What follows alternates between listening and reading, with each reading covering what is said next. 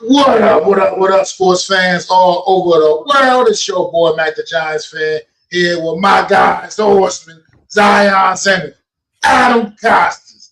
This is the Premium Takes Podcast. Let's go!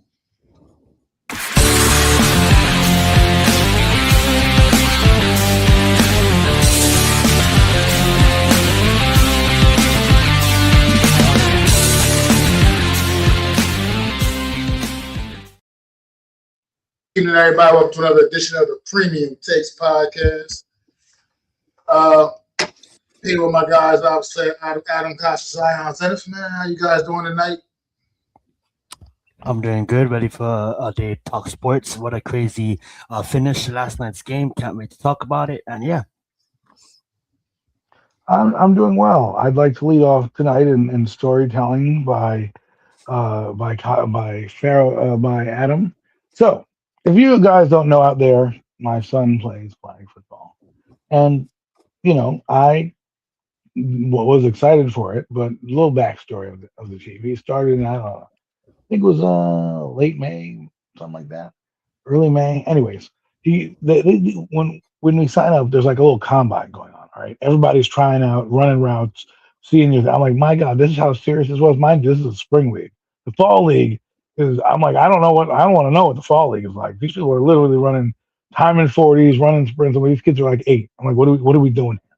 Right? I mean, obviously went up to like 5th grade, but it was just funny to watch all this going on. Right after the draft too. So after the draft, a couple weeks later, here these people are with a combine. So my son went to sign up for the team because his friends were signing up from basketball. So after basketball, these guys all signed up for flag football. We all wanted to be on the same team. That's why we signed up. So the draft happens after this little tryout and everything goes. We are sitting here waiting the next couple weeks to get our team, and we notice that we're not on the same team as our friends, and we're like, that's kind of odd. What's happening here? So, but we ended up with one of our friends from the friend group that was on our team. Now, mind you, our team was named the Eagles, not my choice, not my preference. But that's what we are. And this team was the Commanders. Now, we come to find out, Commanders coach did a little manipulation behind the scenes to get all the good players, aka some of my son's friends, on the team. Little manipulation. We're like, well, first off, kind of corny because it's a flag football league, but okay, whatever. And there's only 4 teams, so it wasn't really that. So our coach got basically what was ever left, right? Not many people knew who these kids were. So here we are, coming to the season, and we played these Commanders, right? These Commanders, this team that's coming in, they're all got their flags and their uniforms, and meanwhile our guys barely have their flags together. It literally looked like Little Giants or like the band of misfit toys. Our guys are running the wrong routes. They don't know which way is up, which way is down. The Commanders are running up and down on the field on us. We're basically running one play where one father was like, "Oh, are all you guys? Are you going to only run left this season?" And I kind of chuckled and laughed. I'm like, and I'm not the coach, mind you. I'm just over here watching and observing. So we also heard this little nugget again about the draft. So some of us parents kind of loudly were talking and like, but man, it's not fair. He drafted all the players that on the same team. That's kind of BS and some shit. So he kind of came over and told us, oh, it's just how the draft fell, bro. If this was a true draft, you wouldn't have came over and apologized. You knew you did something nefarious. But whatever, bro. If you want to win in a little kids league, fine. So we sucked it up and we took our team and we started our march, right? First week wasn't that great. Second week wasn't that great. Then we win a game here, we win a game there, and then we played the Commanders. Now, the first time we played the Commanders, it was this big deal because here we are, the first time we get to play the people that kind of, awed us. Like, oh, these aren't we're the worst team in the league, blah, blah, blah. Well, we went toe to toe with these Commanders, and it was good. I got to cheer, but we noticed some tendencies on that team. They were very well buttoned up. Like, this guy took this seriously. When meanwhile, most of the league was kind of just putting together some teams. This kid just kind of want to get some burn. Then we played him again one more time. A couple weeks ago, we lost by a fluky pick six. Things happen, pick six. But if they didn't, we probably would have won. But here's some of the caveats. One, I was the scorekeeper in the game. So I'm standing there cheering my team on, and I'm kind of in the way of the clock. So instead of the coach telling me to move the clock, he kind of like smugly looks over at the ref, tells him he can't see the clock, he can't see the clock. I'm looking at this guy like, what? What are you talking about? Oh. So I move back one step, so now I can see the clock. So I'm like, oh, this is how it's going to be. Then in that game, he decides that he's a pro style offense all of a sudden. He's going to start to milk the clock. I'm like, you're milking the and he hears me because I'm on the outside complaining, like, you're milking the clock, really? Like, we're in the pros. And he kind of looks over at me and I'm like, what is this guy doing? So anyways, we lose on like a fluky interception. So now here we are. We're going through the season. Band of misfit toys again. Last night was the playoffs. And here we go. We said to ourselves, we're going to make some noise. We'll bring some noisemakers, try to jazz it up for the playoffs. Well, did we jazz it up all right? We brought noisemakers. Some mom brought this water bottle full of beads, and we started shaking them. My, spouse brought a cowbell. It was awesome. We were going nuts over there, and we were loud in the first half. So the first half we're loud, right? Just being the feeling it. The refs are like looking at us like, are they going to say anything, or is it going? And we're like, it doesn't matter, refs. Well, guess what? We got so loud to the point where this little quarterback was looking at me, staring at me, as he's mesmerized as I'm saying, go defense, shaking this loud beat thing. And I'm like, in my head, I'm like, I got him. I got one on the hook. So this kid is like distracted. He doesn't know what's going on. They're discombobulated. Our team is all of a sudden starting to build some lather to them. They're starting to build some confidence. We're cheering our heads off. We were cheering so loud at one point, the coach had to call timeout. He had to call timeout because we were in his huddle. It was until one time, I think we called timeout because the kid cried. I'm not gonna lie to you. I think the kid got so intimidated that the kid cried, and so they called the timeout. Now I'm not trying to brag that we made kids cry. I'm just saying it was funny how these noisemakers rattled this team. This team was rattled, and mind you, they beat us during the regular season like twice on like last fluky runs. Second half of the game we played, we were so loud and obnoxious. One time we had another kid look at us. He was looking dead at me, and they ran the play anyways behind him. And the kid was coming right towards him with the ball, and he was still staring at me. I was like, we got these boys. These boys are on the hook. And so we ended up winning the game, and I was like, man, what a great feeling. We won that. We willed them to win. We were loud. We were cheering. They loved us. The other side hated us. One parent walked over from our crew, and she walked over, and she's like, oh, they hate me over there. I'm like, oh, well, they hate us as well. Now, come to find out that there's another game going on and another team playing. The two teams in the other league, the two teams in the other side of the league, only 4 teams, Miami and guess who? The Commanders. So we find out the Commanders are joining the team that my son's a part of, the Eagles. Unfortunately, the Eagles in the Super Bowl.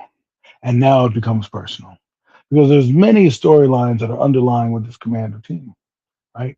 Things happen back in the wintertime with some folks that involved myself. A parent got mad at me and he grabbed me by the arm and swung me around, put his hands on me. I was like, whoa, never thought that would happen. I wasn't even doing anything, right? I was cheering on his son, giving his son some pointers, and I guess my voice carried. So we have his kid on the team. And now they were talking all this smack. The coach was getting all smug and getting all snippy like he's running a pro style offense because he can't see the clock. He rigged the draft. So guess what? The band of misfit toys, yeah, we're coming.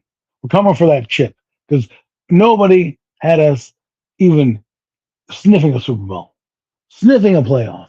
I mean, obviously in the league they give you this, but if you were to tell us at the beginning of the year we were sitting in this position at the last game of the year with a chance for these kids who don't know each other, minus like maybe one kid. My son knows one actual kid on the team that's like his actual buddy he goes to school with. Otherwise, everybody else is from different parts of town or neighboring towns, right? And so it was just epic to watch these growths of these kids. But here we are.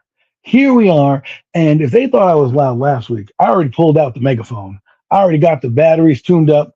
I already got the noisemaker ready to go. I'm going to bring it. I made a kid damn near cry. Guess what? I'm going to make a kid shit his pants this coming next game because we weren't supposed to be here. My son is here now.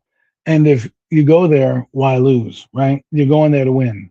So here we are, the band of misfit toys who got railroaded by the Commanders in the scrimmage game, then twice during the regular season, we have a chance to meet them for a fourth time. And I think we're due for that butt kicking. So if there are any Commander fans that are out there, any of those dads listening, probably not, just know we're coming. We're coming for y'all. And I just wanted to say that because I'm so proud of this team and where they came from and what we did as parents to kind of just cheer them on and will them to game. And it was just a lot of fun. And I didn't think when we started this journey in May, whatever it was, that my son would one enjoy it, two score a touchdown, and three be in the dang championship game. So I just wanted to lead off with that. Sorry to take time out your day, but I just wanted to share that with you guys. Appreciate it, man. That was definitely absolutely dope. What's going on, Clinton Jones? Appreciate you popping in, man. Yeah, I think that was an amazing story, Adam. I think it's a good lesson for your team, right? It's like, hey guys, we may not have the best roster, we may not be stacked like those other guys, but guess what? Those other guys make the system, and as long as we practice hard and we work hard, we can still go into this playoffs and still have a shot at the championship, right? And at the end of the day, it's such a good lesson, and that's what really counts for youth, right? Youth should be all about the lessons. You don't take lessons, right? You take lessons. So the fact that you guys was deemed as the underdogs, the little giants, like you said, you guys, obviously everybody was taking it so damn serious and forgetting the fact that it was about the kids, and the fact that you guys came out there with the support and almost was an unstoppable fan base to lead the support, lead the charge. So that was an absolutely fun story. Thank you for sharing. It made my week, so I had to share. Doing great, Clinton, man. Doing great, brother. But guys, last night something great happened in sports last night, man. Something amazing, something we may never see again, something that we've never seen before. And I'm talking about Game 4 of the NBA Finals. This series has been intense from the start. It's been absolutely amazing. Probably the best 3-1 series I've seen that's 3-1 ever. I mean, these games have been tightly contested, and they've gone down to the wire. They've been exciting, jaw-dropping, and last night just took the cake, man. Y'all, Zion, talk to me about Game 4. Talk to me. Yeah, dude, this whole series has been up and down. It's just been amazing to watch. We have a team in the Knicks that, I was watching the game yesterday, and I was watching with a homie, and then I'm yelling at the TV, right? And I'm like, and I know these are my people. I know these are Giants fans as well, but I picked the Spurs mid-season, and I can't really jump off the bandwagon now because they're in the finals. So I'm watching the TV, and I'm yelling at the TV saying, "What are you guys doing? You can't be doing this. This is horrendous basketball that the Spurs started playing in the second half." And my friend looked over at me. He's like, "Yo, why are you so mad? They're up by over 20." I'm like, it doesn't matter. The game's not over until it reads 0-0-0 on the time clock because we're playing the Knicks. And the thing about the Knicks, I have to say, they are one well coached unit, and they definitely believe to be down 29 points in the finals and to motivate and to not even think, like you could just tell the look on their faces. They the whole world thought they were out of the game, right? But not them. They believed. And I can get into a lot of mistakes that the Spurs made, but let's just focus on the Knicks and what an amazing comeback that they had last night. Now, what I will say going forward, they have to close it out, right?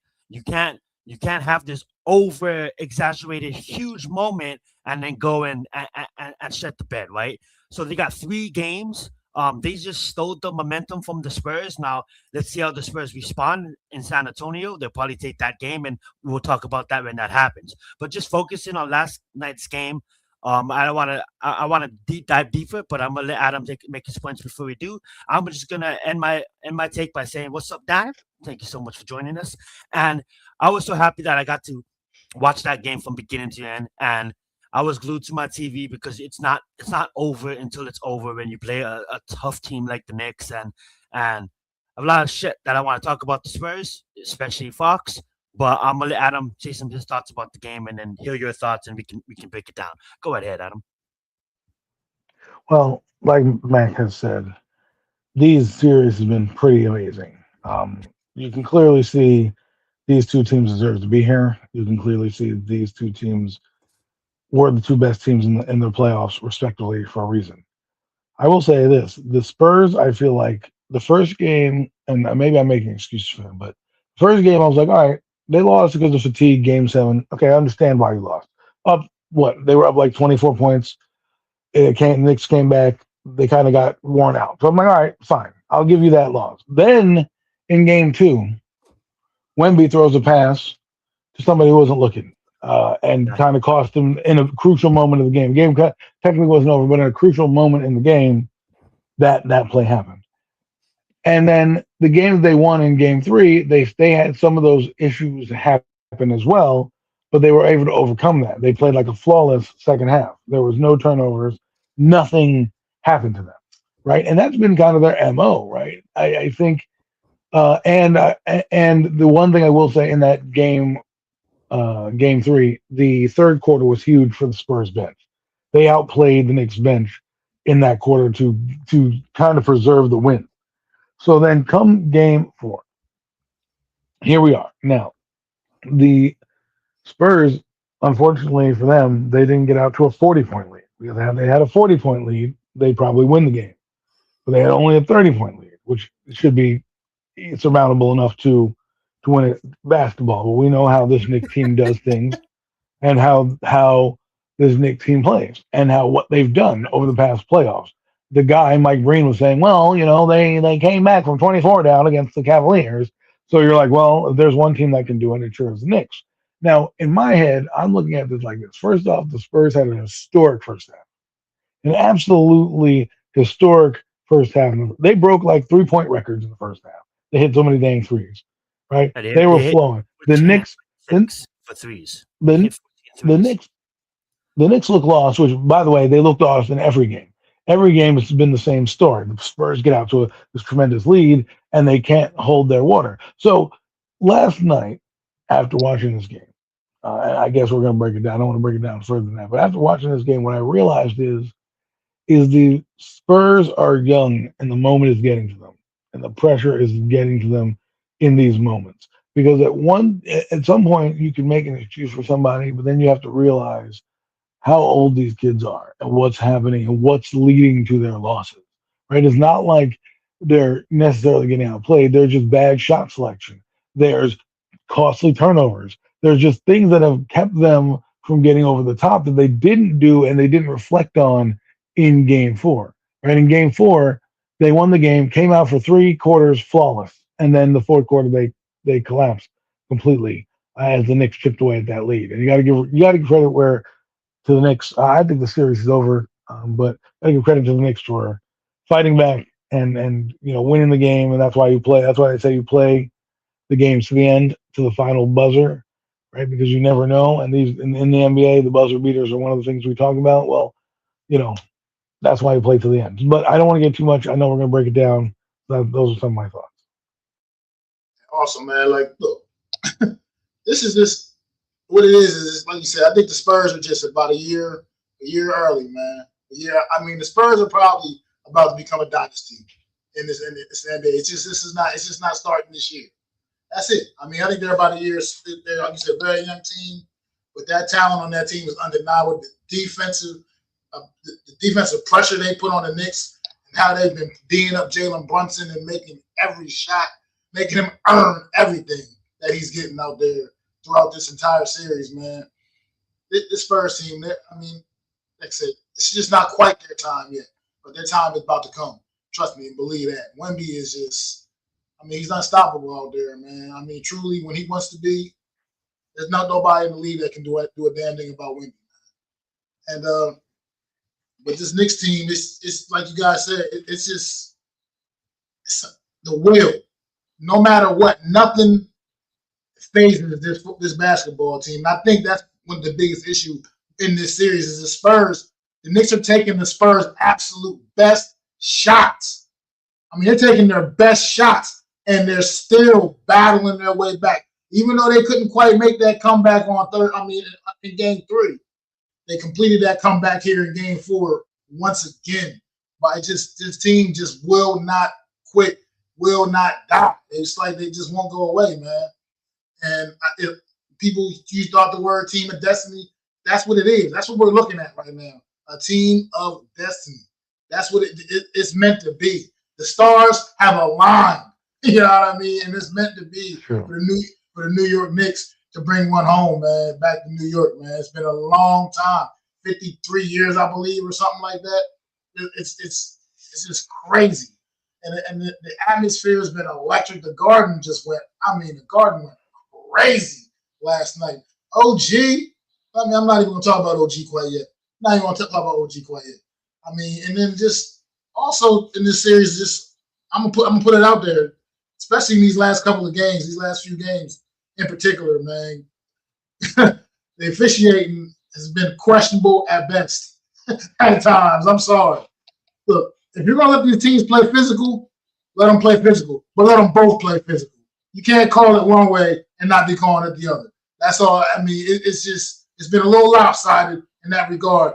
Mike Brown, after the game 3 loss at the Garden, I agree with Mike Brown, man. That to me just seems a little bit off. Where you got one team going to the line 24 times, 24 times to 8.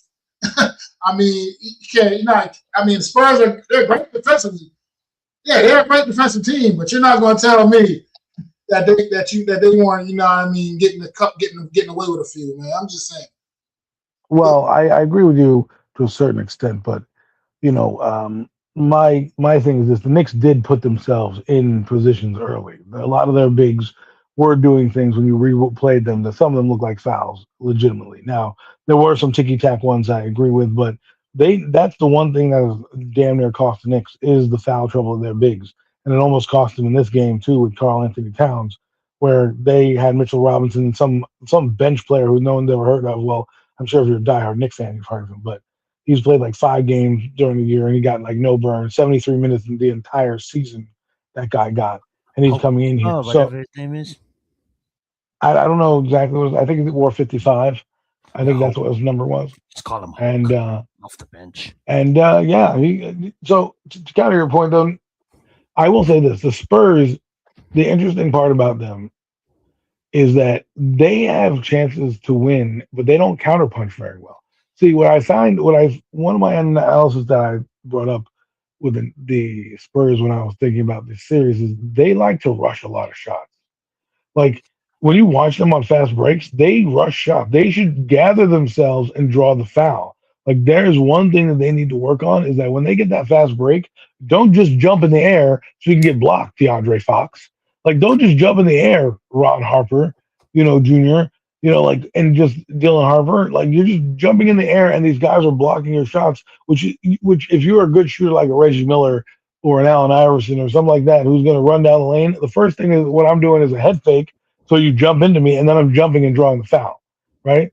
Whereas you're running down there and trying to outrace him, the guy's in your back hip and he gets you. And I think when the Spurs don't rush, like everything, they're fine. When they rush and they kind of get flustered and they we have to score real quick, and then you end up doing what they do, and then they take untimely threes. I thought in the third period and in the early fourth, they really took a lot of three pointers that were they were open, but you were hot, but you should have probably taken a few steps forward and made them easier jump shots because at that time you didn't need to take threes. You were up by 15. All you needed to do was hit a couple shots and keep the lead going, fluctuating from 15 to 20, 15 to 20, 15 to 20, right? You didn't. You were taking these long threes, and those were working for you in the first half. They weren't working in the second half. And I feel like that's what they didn't make an adjustment.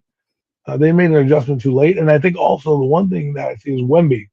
I like Wemby, and I think he's going to be an amazing player. 2 things that bother me about Wemby. One, I think he gets into his head a little bit in terms of trying to do too much. The guy needs to know his strengths. Tack the rim, be a menace out there, and learn your angles properly. Because while he does do some great things, there's some things that he leaves out there. Right? Guys are running by him defensively. don't give up that. You are too big to always recover. I understand you're using your body and your length to come back, and that's part of your allure where like I'm going to sucker this guy in, he's going to run by me, and then bam, I'm going to block him on the boards. What he needs to do is start to get his foot speed a little better. I know that's asking a lot for a 7-footer, but be able to be a little bit more decisive in the fourth quarter as well. He's made a lot of mistakes where he's thrown the ball away to somebody who wasn't looking, or he didn't quite finish at the rim where he could have finished at the rim. And I know he's getting tired because he has to basically play 40 minutes a game because without him, his team collapses because there's nobody in the middle and no one's afraid. Impact is so sweet. Like this off season, because he's going to have an off season. He's so my point for is when he does get in the off season, work on that jump shot, work on that clutch moment, and also work on not being a dirty player. Okay, you're doing a little bit of dirty shit, and I want to have him have integrity, but pushing Brunson, adding elbows. I know they play a little bit dirtier in EuroLeague, but that's going to come back to bite you, especially a guy that lengthy, right? Where guy can come under you, put his foot under you.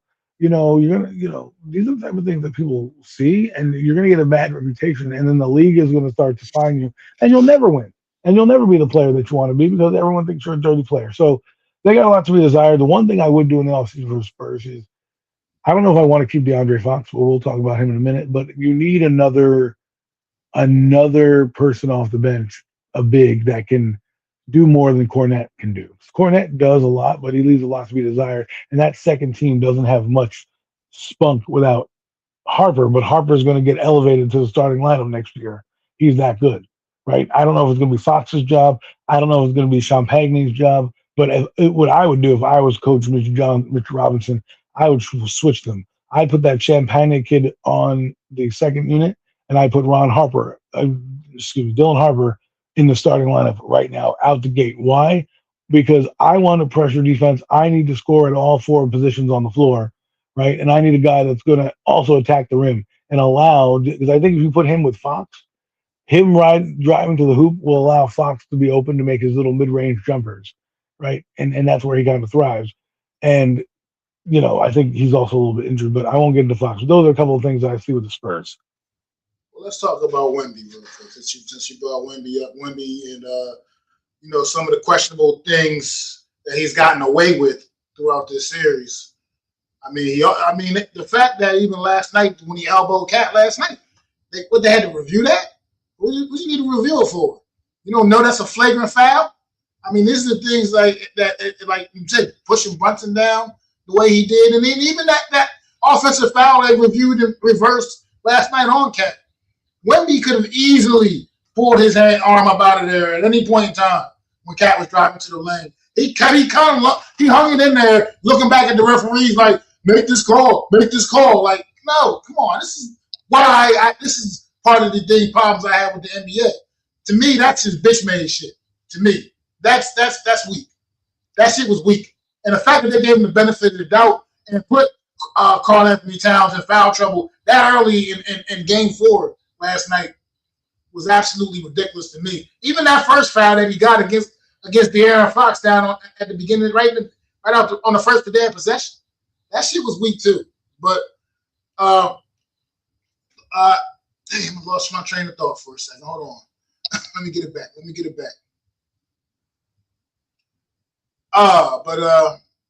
It's just, to me, Wemby's been getting away with murder. Personally, I think he's been allowed to be a little more physical than they allowed the Knicks to get, man. And I think Karl Anthony Towns had that amazing Game 1, and then ever since then, it's just been like now all of a sudden you're calling this, that, this little ticky tack shit here, this little ticky tack shit there, and I think that's kind of, it just looks a little suspect to me, in my opinion. I don't know. To me, it just looks suspect. It looks like the fix is in a little bit. It just seems like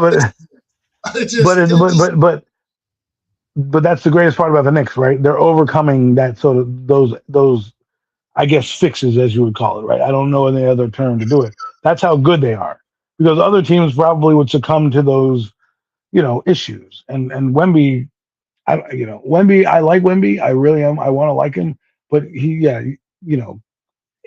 after you talk Yeah, about that, it makes me yeah, think the NBA kind of is rigging it because of competitive nature. Because if you think about it, they made that flagrant one against Brunson against him, and then they do this flagrant one, he'd be ejected, right? So now the whole series is turned on its head, and the NBA can't have that. Right. yeah. That's the way I look at it too. I mean, like, I'm not like, I think like, yeah, he's getting away with a lot of shit, and it should be called on both sides. But the Knicks are overcoming it, but they shouldn't have to be in a position to overcome it. I think there's some calls that shouldn't like be called. And yeah, if he gets one more flagrant, he's going to be suspended 1 game. So like at the end of the day, it's probably going to go different. I kind of I look back at the Spurs versus OKC and how much OKC, how much like people could say that the refs was fucking on OKC side throughout that series, and the Spurs overcame it. And then look at the Knicks, they're overcoming it. I'm not trying to get off that subject because we can come back to that subject because I think you're absolutely right on that subject, Mac. And I'm not trying to take that, but I just think to fall off of what you guys were saying earlier, I think the Spurs they don't know how to close basketball games, right? Adam laid down like everything, and I want to touch on that too. To start off the game, yes, you can say some of that's not fouls, but Towns need to do a better job at not. I know it's we just got that subject, but not putting his team in a predicament where Mitchell Robinson has to come on the court because that guy is a total bum. And like, yeah, he had a good series. He shows up sometimes, and then he just disappears. And he needs to be more physical. I like to call Mitchell Robinson a definition of a soft center. He's like an 8-10. I mean, like, use your body, get more physical. And with Towns out, that what kind of led to, with Towns not being on the court, Well, he's what kind also of led to injured. that is true. But at the end of the day, Towns been a big throughout his career to get into foul trouble. Not so much as other bigs, but he is up there. And like I'm not trying to call out Towns. It's not his like go on the game. But what I'm trying to say is going forward, like I want to see him like stay on the court. Get into the game itself with the Spurs. They were legitly just out coached the second half, and I don't know where the coaching went in the second half. I blame the coach. I blame the players. I mean, like, what are you doing having Victor on the perimeter and not in the paint? And why are we taking so much threes? I mean, like, you guys are literally up, and you're literally like missing 8 threes in a row to spark the flame to have a great one by the Knicks. I don't get that bad basketball in the second half, and we can tie into this bad basketball overall of Fox. I mean, like you're on a 4-year, $225 million contract, and you're playing like shit. You're greedy at times where you need to slow it the fuck down. And like, there's so much mistakes he's making as a team. I look at the series and I look at obviously the Knicks are the better team because they're winning. But I look at it as like the Spurs are the better team. They're just beating themselves. There's so much times Adam laid down a lot of points earlier that the Spurs had it, and they're just beating themselves with these stupid mistakes. When you even look at Fox going for that layup and not holding on to the ball, you hold on to the fucking ball, you win the game. You win the game if you hold on to the ball. They have to, you're going to go to the line. Victor before him missing crucial free throws, given free throws. It's like what Adam said earlier. It's about the pressure getting into his head. The Spurs are making so much mistakes later on in the game and not knowing how to close. And what does that come down to? Mac laid it out. The youth. I think I understood his point as a basketball fan. If the Knicks was playing anybody else, I would pick the Knicks. But like I said, I'm sorry not to rinse and repeat. I picked the Spurs early on, so I have to follow them. But I agree with 100% on what Max says. Dude, Victor's 22. Castle's 21. Harper is 20. The veteran on that team is Johnson, and he's 26. That's the veteran. So the youth, there's 19-year-olds on that team. The team average age is 22. So there's so much youth on that team, and yes, they're going to be a dynasty, but that's what comes with progress, right? That's what comes with a team on the other side of the spectrum, like the Knicks, that's been getting better each season for the last 5 years. They're making it a step forward. Like Max said, destiny. They're finally the veterans. They know. Yeah, everybody may count us out. We're down by 29, but we don't, right? They know how to win basketball games. The Spurs do not know how to win basketballs. They know how to take the lead. They know how to get it, stay in the basketball game, but they don't know how to close a basketball game, and that's the problem. And I'm gonna end it passing it over to you guys talking about Fox. Okay, number one, you go for the stupid layup, which is stupid. Number two, why are you going? Why are you going to help out on Brunson when Victor can easily? Okay, I get it. You don't want him to shoot a three, but Victor, just stay on your man. Stay on your man. Because guess what happens? You're not on your man, and OG comes in and boom. Now the Knicks take the lead. Like stupid. It's just stupid basketball. Well, that was bad coaching because they decided to not have anybody. Because I thought about it like that this last night. If you have anybody guarding inbound, I don't think they win the game with that shot. Right? I think the Knicks. I think we're talking about a 2-2 tie right now because the Spurs grab the rebound. Yes. Harper grabs the rebound and the game is over. But because they had the strategy of not guarding the inbounder and double teaming, Brunson or whomever, I think it was Brunson, it allowed for Anunoby to have a clear shot to the basket uncontested. And he just kind of throws up there. Now he reached for the stars in the heavens and he kind of pulled that down. It was a miracle shot. I mean, I didn't think that was going to happen once Brunson missed. I didn't think that he was going to fly in. I'm like, oh, the Spurs are going to win because, but where's Wemby? Wemby's not down there. He should be. The fact that Wemby wasn't under the rim is also, mind-boggling. Mind-fucking, yeah. Your biggest guy on the floor is not in the lane. I would have been like, I'll take the defense 3 seconds or whatever the heck they're going to call. Just get your ass down there. Because again, I don't think OG makes that shot with Wemby in his way. Right? I don't know if Wemby comes down with the board, but his body might have to contort a little differently, and it's not as, I wouldn't say easy of a shot, but it's less direct to the rim. You know what I mean? He had a full speed from the three-pointer, just boom, boom. Right, exactly. Yeah. So what I'm saying is like he had a clear lane. If there was somebody in there, who knows what will happen? Maybe it does go in. But the point was a lot of young mistakes being made by this team in general. If this team, like, I know Greg Popovich is out of it, but I thought about this one day. I was like, man, if Greg Popovich couldn't have a conversation, because I know he's ailing a little bit. If he could write down notes, I would have went up and picked his brain and said, hey, how do I defend this Knicks team? Give me some pointers because I'm running your team. I took over for you because of your health reasons, and this is your direction. And it looks like at times like a Greg Popovich team. However, there are times where they're not. Greg Popovich would have never have had these mistakes happen in this moment. If Greg Popovich was the coach, I think it's 3-1 the other way with Greg Popovich, right? Because I don't think he'd have a buttoned-up team. He'd have a good rotation. He'd know how to counterpunch better, and he'd have his team ready for moments. Basketball to someone's fucking back. Well, yeah, but like DeAndre Fox did that too. Like, what was he doing? Like, these guys aren't looking. And it's funny because you practice with people and you're supposed to get a report. That's why you have practice. We talk about it all the time. Like, oh, Jackson Dart, with Isaiah Likely, they're getting reps. This, that, and other thing.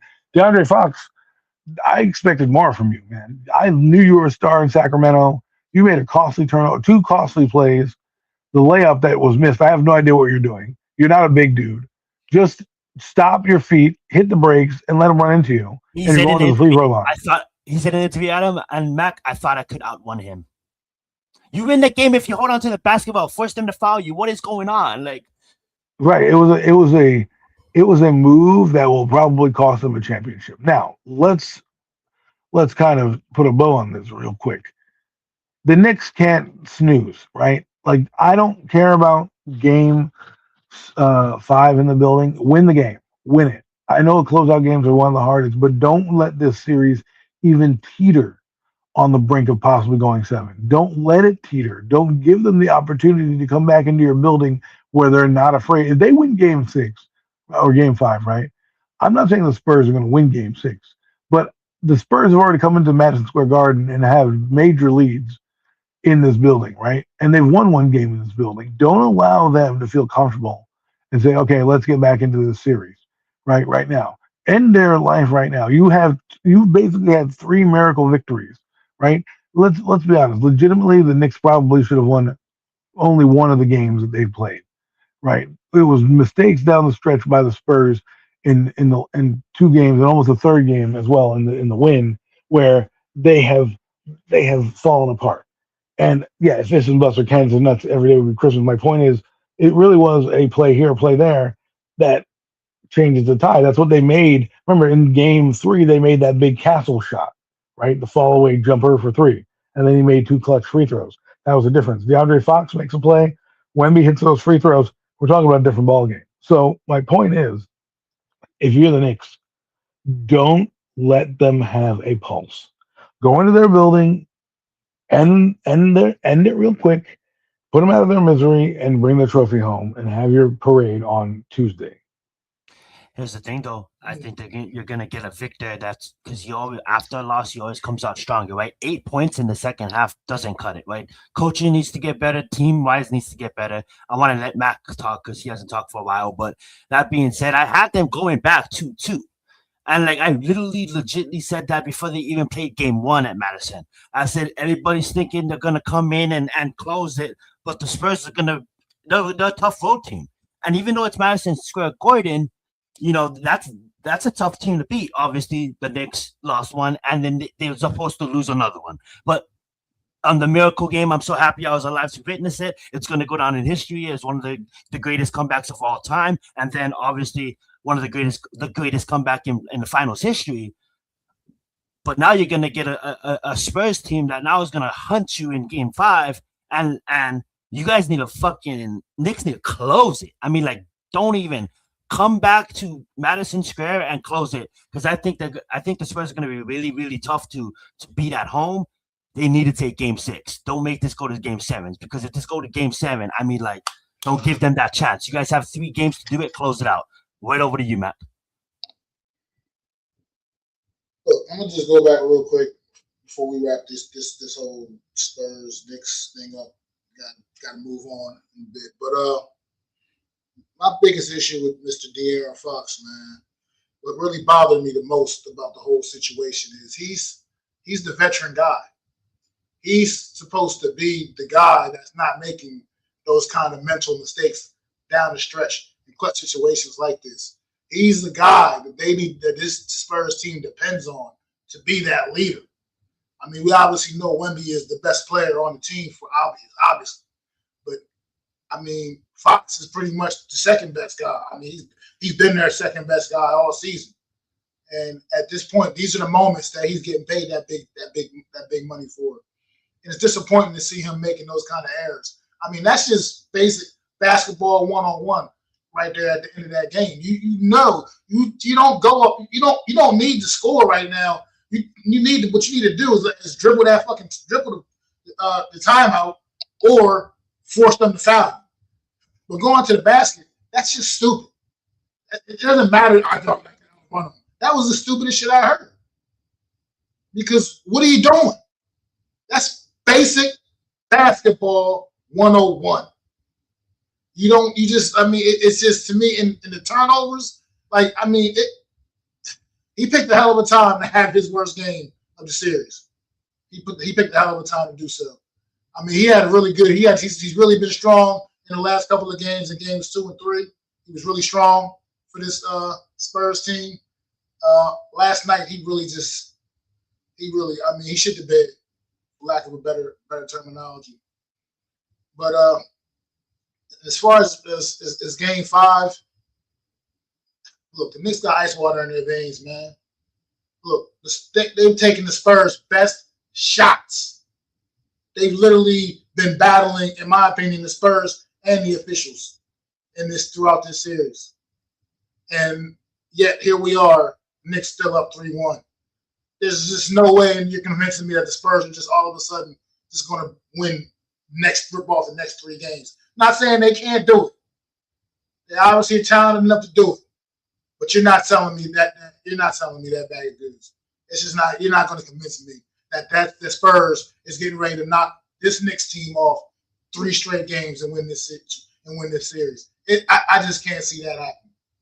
This Knicks team is just they're determined. They're dialed in. They're focused, and they've been doing all of this with Mikal Bridges having his absolute worst series of the postseason by far.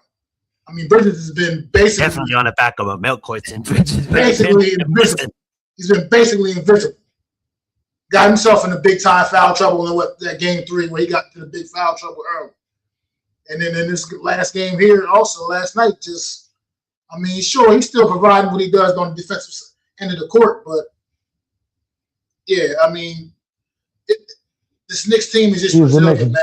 It's the bench too. It's the bench for me. The bench is also. I can't say enough about Alvarado, Shamit, these guys coming off the bench, man. I can't say enough about the effort you're getting from these guys, man. I can't remember the other kid's name, but he's been coming in and giving this team a spark in the last couple of games too over here in the Garden. Whatever, Coolio or whatever the hell his name is. I can't remember, but the long dreaded guy. That guy. The dreads. Yeah, I know what you're talking about. But that's another been a big difference in this series. Is the Knicks, the productivity off of the bench. Alvarado was playing like a big man out there, man. Little ass point guard getting it in, man. Tough as nails, man. But I think this series is over. Whether the Spurs save face and go out there and get one in San Antonio on Saturday night, I still think it's academic, man. I think there's just no way I see this Spurs team ripping off the next 2 straight.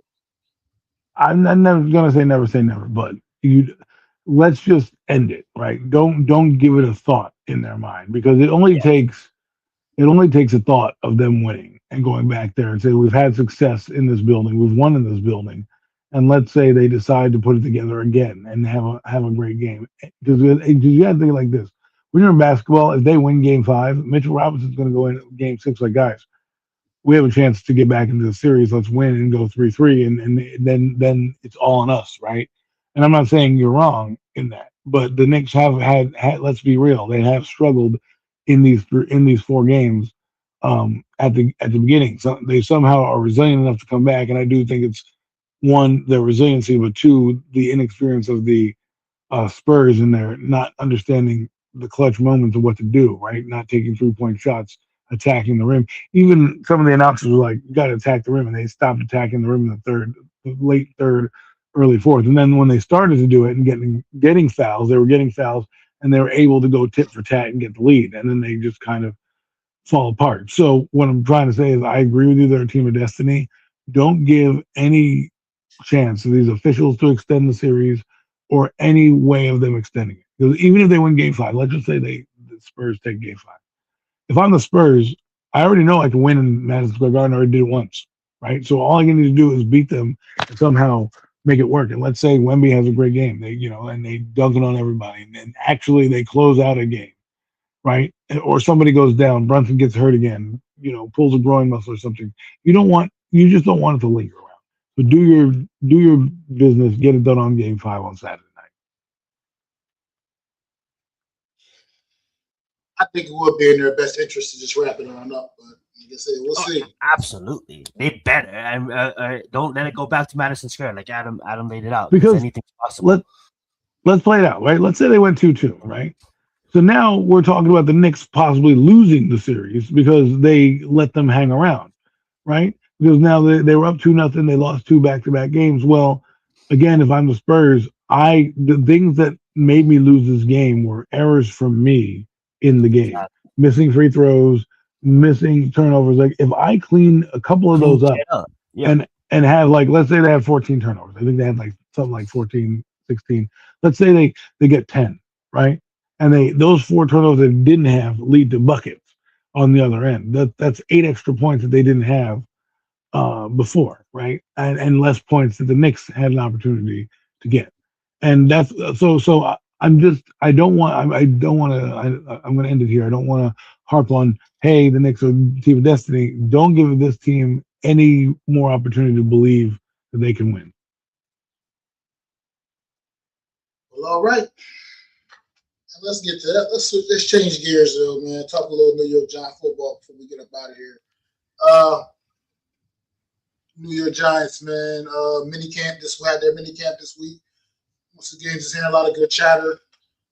Some good things. Hearing some good things about the veteran receivers that brought in a week ago. Hearing some good things. Arvell Reese, amazing things. Arvell Reese, people just in awe of just when they look and see the linebacking core of Arvell Reese and Tremaine Edmonds. And Abdul Carter with a little sprained ankle from over here is not nothing too serious. So hopefully he should be ready to go training camp, no issues. But Zion, man, what's your thoughts on some of the New York Giant chatter, man? Yeah, I'm just excited, for the season. I can't wait for August. I can't even wait to watch preseason games. I've never been excited for a Giants team in a really long time. I was several years ago because our roster looked so great on paper, but I truly believe that with this coaching staff and I think we ascended that some heck of teachers, right? When you look at the people that's going to be in the room, the people that's task is to assemble this game plans for these games. The schedule makers kind of got us coming out the gate awesome with two back-to-back primetime games with Monday night at the Rams and then obviously opening with Dallas. That being said, though, I'm just super excited. I love the fact that nothing. Don't want to jinx anything, but we're not hearing anything like we did in recent years. Everybody's remaining healthy and looking at these rookies. I love how they're performing. I think they're gonna be a big addition to this roster and come up straight out the gate. Obviously the rookies are gonna have to learn, but I honestly think that this defense has the opportunity to be really really great. And I know I said it in years past, but I think we didn't have the right coaching in the building. And on both sides of the football, including the special teams, we now do, and it's all led by a future Hall of Fame coach. And then when I look at the wide receivers we brought in, you know what I'm saying? Obviously, they're competing, they're camp bodies, and it just brings more competition, right? These are veterans that these young receivers and even young players can pick their ears, can talk to them, you know what I'm saying, and just establish connections. And I just love how fun New York is right now, right? We have the Knicks winning. We have just the city feels alive, right? When sports are doing good in the city's always alive. But it's the NBA, the NFL is always better with New York teams winning. And when I look at us, I've been watching a lot of Giants content that they've been releasing, just having fun. It's good to see ex players come and talk to the team, some legends. You know what I'm saying? I know we had that in the past, but this year just feels different. The whole culture. I know that's a cliche word to use, but I feel like we're actually building a family. Not just a team. I think we're actually building a family. It was fun to see videos that the NBA released on their timeline on their YouTube channel of. Jackson Dort, Scatterboo, Theo Johnson, a couple of Giants players attending last night's game and seeing the excitement when Brunson rebounded in and dunked that shit in. I love to see like them hanging out and going to dinners and even OBJ. Treating all the wide receivers to a dinner. You know what I'm saying? Just connections, the connections that this team is building, the bondship that this team is building, and I'm always one to set high expectations for this team, but in recent years, I try to have none because I'm only going to get let down. But this year, I really feel like this has a chance to be something special, and seeing the Knicks and seeing the Gordon for these young players is probably an inspiration, right? They want to come in, they want to win games, and why not continue it on to football season? Why does it have to stop? Let it continue on to football season, and let's bring back New York sports. Go right ahead, Adam. Well, I will say this. I do think the injuries have hit us a little bit hard. Just they have been a lot of backup players so far. But let's hope the trend doesn't keep continuing in that direction. But there have been some injuries going forward. But you should feel excited. I was on a space recently. I think it was this week, last week. Pardon my, recollection. A little under, some edibles, right? So they kind of mess with your brain. But I think I was on this space. And I was having a discussion with people about the coach and the team, and they brought up something that I thought was interesting. Right, we were talking about the receiving corps specifically, and the gentleman brought up, well, Jalen Hyatt might make the team, and the floor like dropped. Like, what are you talking about? He's like, think about it. Everybody's got a clean slate now, right? It's not like they're judging him on the previous few years. This coaching staff gets to said they're coming in. Everybody has a chance to make the roster. And then I started hearing Jalen Hyatt's name pop up in practice a little bit and make a couple catches. And like maybe I'm not saying he's going to make the team, but it was just an interesting perspective on what they're looking at and who might make a team. Right? If it does come down to the wire, do they decide, this guy provides the speed, I can work with him, yada yada yada. Then me and Mac had a discussion last week trading some players, right? Darius Slayton to me is the most trade value veteran that you have on this team. Yeah, So if you got a guy like OBJ doing well, right, that bodes well for your team because now it makes a guy like Darius Slayton expendable because I don't need to pay him a high salary for a guy that's going to be a diminishing asset for us because we're going to get younger at the position in the next few years anyway. So that means he's probably not going to be here next year, or not get as much run because they're going to reconstruct the receiving core. If Mooney has a good season, they'll probably re-sign him at a cheap, couple year contract, right? And then you have Calvin Austin. If he does well, they might bring him back. And then you have Malachi Fields in the draft next year is going to be loaded at wide receiver, and not to mention free agents. So I'd rather strike when the iron's hot. So if a guy like OBJ or Schuster is able to push a guy like Darius Slayton off the roster in terms of a trade value, that's what you can do. And maybe that'll push somebody else. Maybe you can also trade a Jalen Hyatt for a 6th or 7th round pick as well. Some team, especially if he's doing well in this preseason, then they start to have, they start to feature him, or maybe he makes some plays. Like, look out for that. It's good to have an abundance of players like that. As for excitement, my excitement is through the roof. I asked somebody this question. I challenged them. I said, who is the best coach in the NFC East? I mean, you can't tell me that you trust Brian Schottenheimer over John Harbaugh. You can't tell me that you trust Nick Sirianni over John Harbaugh. And you can't tell me that you like Dan Quinn, who everybody beats like a dead horse all the time, no matter where he goes. You can't tell me that you trust him over John Harbaugh. So where does that leave? That leaves the Giants with an opportunity where last year they couldn't close out games. I think they'll have a more competent coaching staff, which will allow them to close out that games, which leads me to believe they have a chance to win this division, folks. They have a chance to steal this division because, the Cowboys, are the Cowboys. They never really are. They're a tease. If they're good this year and they're the one team that I can see making a jump because of some of the free agent additions they've made, that would be the team. But what's to say the Giants can't do it, right? Because you got to be honest. The Eagles went like 11-6 last year or something like that. We're not talking about a monumental feat to go 11-6. I mean, hell, the fucking Panthers went 9-8 last year and won a division. And I'm not saying all the divisions are going to Jacksonville be won that. 13 games last season. Who? Jacksonville. Right. Well, true. And they weren't even the top in their division, right? But that's not the division we're talking about. We're talking about the NFC East. My point is that they to obtain the NFC East, you're not going to need more than like 10 wins to probably get there because everybody's playing the same brutal schedule. Everybody's playing a lot of these teams like the Rams and Seattle and a couple of these. So who knows if they're going to beat up on each other. Plus, again, they're going to beat up on each other. We don't know how Dayton Daniels is going to. A lot of question marks with the Commanders. There's turmoil brewing with the Eagles, and the Cowboys are, well, let's be honest, the Cowboys. The only team that I feel has done pretty well and has been in the news, but seems to be trending in the right direction, have been the Giants. Now we'll see if these headlines, stop happening because, I don't, even if they're positive, the more you talk about a team, the more they get on people's radar. You tend to not fly under the radar.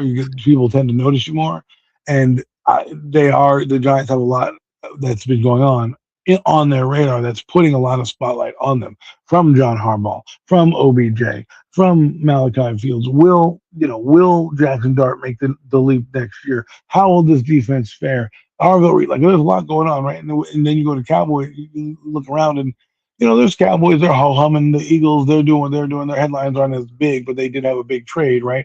And then you have the Commanders, who I don't even know what the hell they've done outside of the draft, right? Like what have they really legitimately done?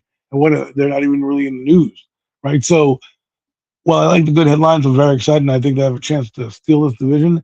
The one thing that does concern me is sometimes too much distraction can lead to distraction on the field. So I hope that this coaching staff, when they go to West Virginia for training camp, can weed out all the people they need to weed out, and we get this thing rolling. And don't be bashful, people. If we lose the Cowboys opening night, it probably won't be because we are a shitty coach team.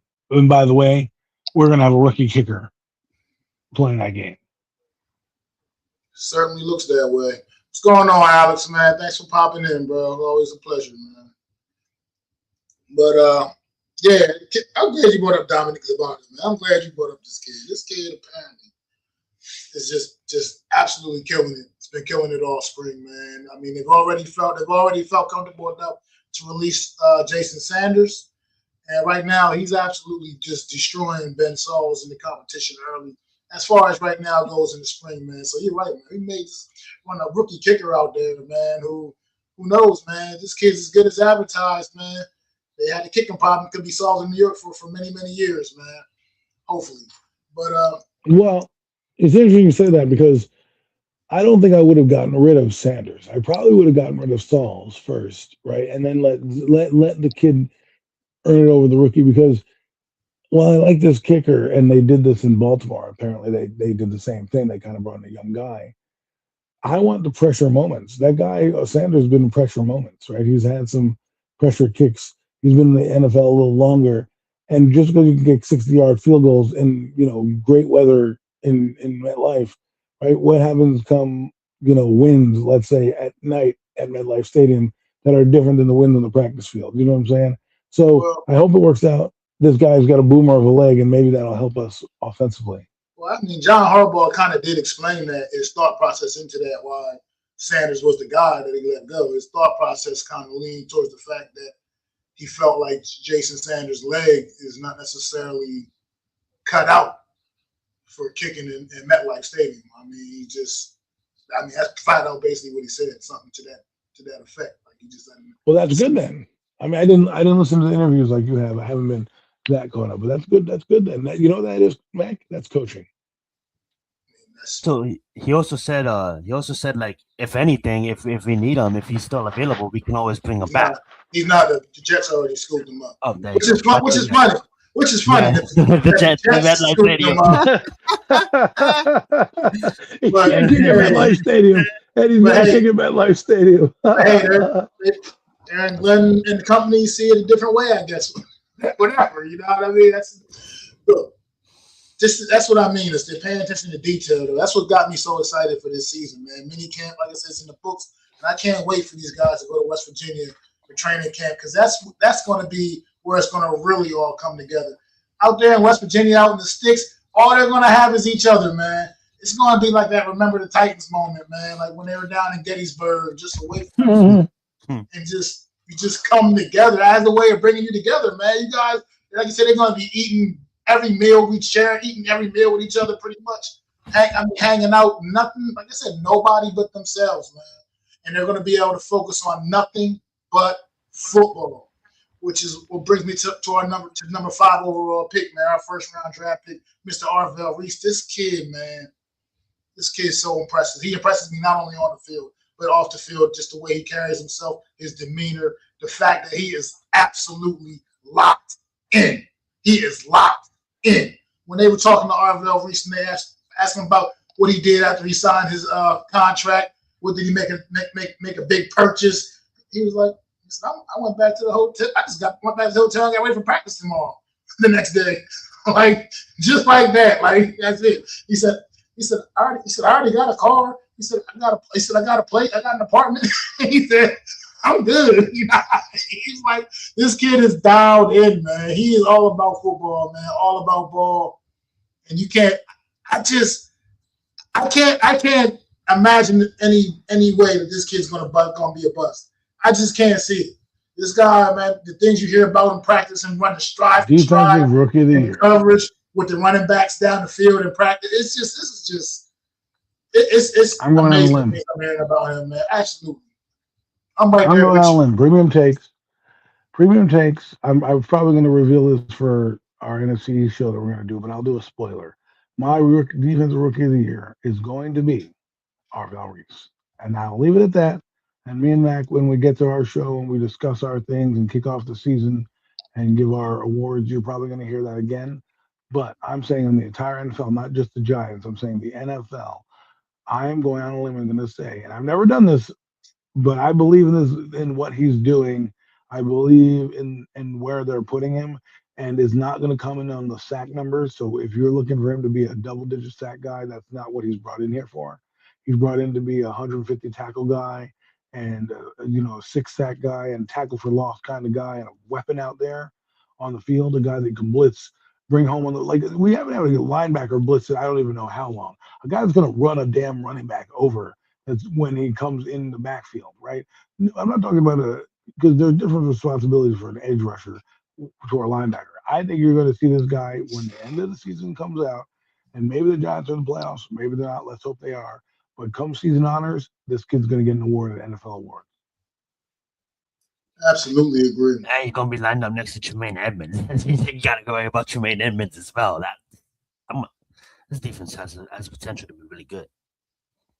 It absolutely does, but I still want to see it first before I buy. Right. Before I buy all the way in, I got to see it first. But like, also, Matt got bitten last year with that. Yeah, I absolutely did.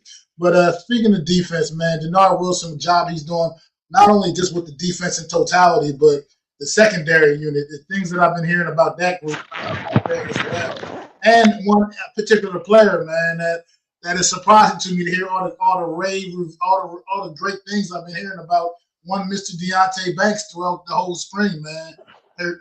What? The second teamer? Look, he's making plays out there, man. I mean, making plays all over the field. They're saying, man, doing great. I mean, just so is Greg Newsome. Looking like a new person. He said so. Clean slate. It's about the clean slate. And right now, it's like he's taking advantage. Right now, from things I'm hearing about, things I'm seeing, he's taking advantage of that clean slate. Evan Neal has been killing it at minicamp. He's been pancaking guys. I heard a lot of great things about him. He's moving up the ranks. I've heard nothing about Evan Neal. I've heard nothing. I had some good takes on OBJ. You know what I'm saying? I was making that up. Evan Neal probably not going to be the team. I think has a great opportunity in front of him. Go ahead, Adam. I mean, I do want to hear that, but I also heard that Newsom's doing well. You still got guys like Phillips there. You have a Debo, so he has a tough hill to climb. Hood is him.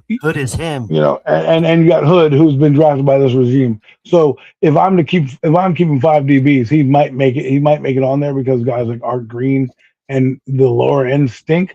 But that's the only reason why I don't think he's going to usurp Newsome, who's having a great camp. I think they're going to keep Phillips out there, and I think Adebo's got too much money to not put him as a starter. And then you got Hood, who's also, making a comeback. I think if they keep 5, Deontay's going to be 5. I mean, I'm just saying that from everything I'm hearing, I mean, great camp he's having. Been having a great spring period. From whatever. I'm just talking about, like I said, not out there, not actually seeing it myself. Just things I'm reading about, things I'm hearing about, little clips that you see every once in a while. I mean, it just looks like a guy that maybe perhaps the light bulb may have come back on. I mean, Denard Wilson is a D-backs coach before. He was a defensive coordinator. They said he works extensively with the secondary in practices. You know what I mean? So look, whatever it takes, whatever kicking. I'm looking for anybody that's going to come here and be a contributor, man. You're going to be here and be a contributor. That's what it's all about. And if a guy like him can turn his career back around a little bit, I'd rather be here than go off somewhere else and watch him do it somewhere else. So, and then just. I think Sean McDermott come in and watching practice. I think it's awesome. I think it's another great defensive mind coming in there, putting his eyes on the product. Can only help you get better, man. It can only can lead to improvement as far as I'm concerned. That's exactly what I mean about the John Harbaugh effect, man. Just the way things are. It's just the air is clear. The air is clear, and guys seem to get it, man. Everybody's bought in. Everybody's on board, and I think everybody's ready to go to war, man. I can't wait till the end of July to see these guys down in West Virginia. You said McDermott came in and watched practice? Yeah. Why don't we invited? Why don't we just I don't know if they're a defensive consultant or something like that? I mean, he might. That might end up happening down the road, right? My thing is, if he does get signed, I like as many ex-head coaches on his roster as possible. Not necessarily because of the experience, because I know John Harbaugh is not going to be here, right? So if John Harbaugh in 5 years is gone, but he led us to a championship or built a good team. And he's like, I'm 70. It's been a good ride here. We've won, and Jim Nagy's still around, or Sean McDermott moves up the ranks. I don't have to worry about getting a head coach search. I have them already on the roster, so I can interview those guys and keep it going. Promote from within, so to speak. I think Nagy will get a job. That leaves Greg Roman and a guy like McDermott, who you can make like defensive quality assistant and make him move up the ranks. And then when Wilson leaves for a job because his defense is doing well, guess what? Sean McDermott steps into that position. Then you can say, you know what, John, you're 70. We love you here, but like go retire. You know what I mean? Like Pete Carroll had to retire. I think at a certain point, I want a guy here that's going to be a longer term. So if McDermott, got his shit together and moved up the ranks, maybe he's a little younger to be here and continue on. But I don't have much more, guys. So that's all I got. Yeah, I was just going through OBJ. OBJ had a couple highlight moments, man. Putting the moves on young Colton Hood, teach them a lot. Welcome to the NFL. Teach them a little lesson out there, coaching them a little bit. Put a dope move on them. Took one to the crib, to the house in practice the other day. Just look, I don't know if OBJ's going to actually make this team, guys, but I'm telling you what, he appears to be putting his best foot forward. When they get the pads on it in July, that's going to really start telling a real story, man. I want to see him how he does when he gets some real contact and all of that. I think that's the next step we need to see from OBJ, man, is how he deals with contact and the physicality of the game at this point still. So, I don't really have anything else really either, Zion. If you have any last points you want to. Oh, I'm just gonna say that was fun. Can't wait for the next finals game. I've been low key watching the Stanley Cup. They have a good series going on with the Hurricanes and the Golden Knights. And we'll see you guys next week. Let's get it. Thank you guys all for watching. Throw them fours up for our guy NYG Jeffy T. It's been another edition of the Premium Takes Podcast. We'll see you all next week. Hey!